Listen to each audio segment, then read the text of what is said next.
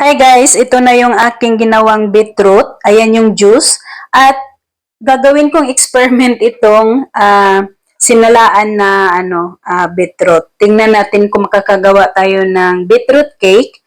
At ito ay first time kong gagawin. So ito yung second time. Ito naman yung first time na kinuhanan ko ng juice. At ito na lahat ang aking beetroot juice na ilalagay ko sa ref after this one.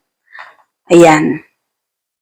So dito sa pinagsalaan natin na beetroot na dinurog na, ilalagay na natin yung 2 eggs. Tapos isunod ko na yung white sugar. Tapos mix mo muna natin. Tapos kung i-mix ang egg tsaka sugar, lalagyan na natin siya ng baking powder, 1 teaspoon. Lagay din ako ng konting salt para magbalanse yung tamis at alat. Tapos, ang pinakalas kong ilalagay is itong all-purpose flour. Hindi ko na siya sinala. Diretso ko na lang siya mix. At dahil medyo malapot pa yung kanyang mixture, lalagyan ko siya ng milk. Ayan, konti lang para hindi naman siya masyadong dry. So, pagkatapos natin i-mix lahat ang mga ingredients na nasa isip ko lang. Kasi first time ko itong gagawin, kasi sayang naman yung beetroot. Ayan, paalsahin muna natin ng mga ilang minuto bago natin i-bake. So, mag-iinit na ako ng aking oven.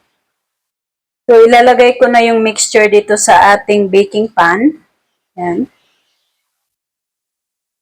Sana mapuno, kalahati lang pala. So, kung aalsa ito at magiging perfecto yung ating experiment, so, wow! Lalagay na natin sa oven. Lagyan ko pala siya ng toppings na white sesame seeds. Yan. Para kung aalsa siya, gaganda ang kanyang hitsura. Yan. So, update ko kayo mamaya ulit.